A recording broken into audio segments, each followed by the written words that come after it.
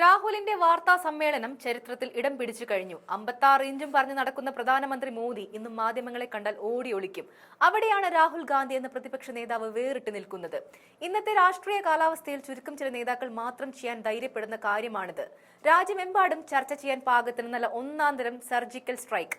2025 August 7-ന് രാഹുൽ ഗാന്ധി നടത്തിയ ചരിത്രപരവും വൈകാരികവുമായ പത്രസമ്മേളനത്തെ ബിജെപിക്കാർ പോലും വിശേഷിപ്പിക്കുന്നത് അങ്ങനെയാണ്. രാഹുൽ സത്യം വിളിച്ചു പറയുക മാത്രമല്ല, ശക്തമായ ഒരു മുന്നറിയിപ്പ് നൽകിയിരിക്കുകയാണ്. ഇന്ത്യൻ ജനാധിപത്യം പകൽ പോലെ അട്ടിമറിക്കപ്പെടുമ്പോൾ ഒരുപക്ഷെ അവസാന പോരാട്ടത്തിനാണ് രാഹുൽ ഗാന്ധി തയ്യാറായിരിക്കുന്നത്. ഇത് ചോദ്യം ചെയ്ത് ഇനി രാജ്യത്ത് മറ്റൊരു രാഹുലിന്റെ ഉദയം പ്രതീക്ഷിക്കരുത്. സംഘപരിവാറിനോടും BJP എന്ന ഇന്ത്യൻ കോർപ്പറേറ്റ് പൊളിറ്റിക്കൽ ഭീമനോടും നേർക്കുനേർ നിന്ന് മുട്ടാൻ പോകുന്ന ചങ്കൂറ്റം ഇനി ഈ രാജ്യത്ത് ആർക്കും കാണില്ലെന്ന് നിസ്സംശയം പറയാം. തെരഞ്ഞെടുപ്പ് കൃത്രിമത്വത്തിനെതിരെയും സ്ഥാപനങ്ങളുടെ സമഗ്രതയുടെ തകർച്ചയ്ക്കെതിരെയും സത്യപ്രതിജ്ഞ ചെയ്ത ഭരണഘടനയെ ഭയപ്പെടാത്ത ഭരണകൂടത്തിനെതിരെയുള്ള ശക്തമായൊരു കുറ്റപത്രമാണ് വാർത്താ സമ്മേളനത്തിലൂടെ രാഹുൽ ഗാന്ധി അവതരിപ്പിച്ചത്. വെറും വാചക കസർത്തുകൾക്ക് അപ്പുറം 90 മിനിറ്റ് നീണ്ടുനിന്ന വാർത്താ സമ്മേളനത്തിൽ കൃത്യമായ കണക്കുകളാണ് രാഹുൽ ഗാന്ധി അവതരിപ്പിച്ചത്. മണ്ഡലം തോറും വോട്ടർ പട്ടികയിൽ കൃത്രിമം നടത്തിയതും തിരിച്ചറിയൽ കാർഡുകൾ ഇരട്ടിപ്പിച്ചതും ജനാധിപത്യ മാനദണ്ഡങ്ങൾ ചവിട്ടിമറിച്ചതും എങ്ങനെയാണെന്ന് തെളിവുകൾ സഹിതം രാഹുൽ ഗാന്ധി വിശദീകരിച്ചു. ബാംഗ്ലൂർ സെൻട്രലിലെ മഹാദേവപുരയിൽ നടന്നത് ഉദാഹരണമായി തെളിവ് സഹിതം ചൂണ്ടിക്കാണിച്ചപ്പോൾ തത്സമയം അത് കാണുകയായിരുന്നു രാജ്യത്തെ ജനാധിപത്യ വിശ്വാസികൾ ഒന്നടങ്കം ഞെട്ടിയ വാക്കുകളായി അത് മാറി.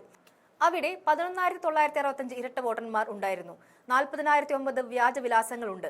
10,452 വോട്ടർമാർ ഒറ്റമുറി വീടുകളിൽ രജിസ്റ്റർ ചെയ്തവർ, 4,132 വ്യാജ ഫോട്ടോഗ്രാഫുകൾ, 33,692 കൃത്രിമമായ ഫോം, 6 എൻട്രികൾ. ഇതൊരു ലോക്സഭാ മണ്ഡലത്തിലെ മാത്രം കണക്കാണ്. നേരത്തെയും സത്യം വിളിച്ചു പറഞ്ഞതിന്റെ പേരിൽ ക്രൂശിക്കപ്പെട്ട നേതാവാണ് രാഹുൽ ഗാന്ധി.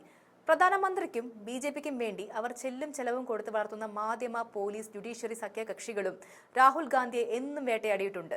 പ്രധാനമന്ത്രിയുടെ വിവാദ വ്യവസായികളുമായുള്ള ബന്ധത്തെ ചോദ്യം ചെയ്തതിന് രാഹുലിനെ പാർലമെന്റിൽ നിന്ന് അയോഗ്യനാക്കി. സാങ്കേതിക കാരണങ്ങളാൽ അദ്ദേഹത്തിന്റെ ലോക്സഭാ നാമനിർദ്ദേശം തള്ളി. വീട് റെയ്ഡ് ചെയ്തു, ഫോൺ ചോർത്തി, ഓരോ നീക്കവും നിരീക്ഷിച്ചു, ചോദ്യങ്ങൾ ഉന്നയിച്ചതിന് അദ്ദേഹത്തെ ജയിലിൽ അടച്ചു. അങ്ങനെ പോകുന്നു മിഷൻ രാഹുൽ ഗാന്ധി എന്ന BJP വേട്ട. എന്നിട്ടും രാഹുൽ ഗാന്ധി ഒരിക്കലും പിൻവാങ്ങിയില്ല. ആ പോരാട്ടമാണ് മറ്റൊരു നിർണായക ഘട്ടത്തിൽ എത്തി നിൽക്കുന്നത്. തെരഞ്ഞെടുപ്പ് കമ്മീഷന് ഇനി ഒളിക്കാനാവില്ല. അവതരിപ്പിച്ച ഡാറ്റ അന്വേഷിക്കുന്നതിന് പകരം സത്യം വിളിച്ചു പറയുന്നയാളിന്റെ വായടപ്പിക്കാനാണ് തെരഞ്ഞെടുപ്പ് കമ്മീഷൻ ശ്രമിക്കുന്നത്. സത്യവാങ്മൂലം ആവശ്യപ്പെടുകയും നടപടിക്രമങ്ങളിൽ കളിക്കുകയും ചെയ്യുന്ന തെരഞ്ഞെടുപ്പ് കമ്മീഷൻ വോട്ട് സംരക്ഷിക്കുന്നതിനേക്കാൾ കൃത്രിമം കാണിച്ച ശക്തരായവരെ സംരക്ഷിക്കുന്നതിനാണ് കൂടുതൽ താല്പര്യം കാണിക്കുന്നത്.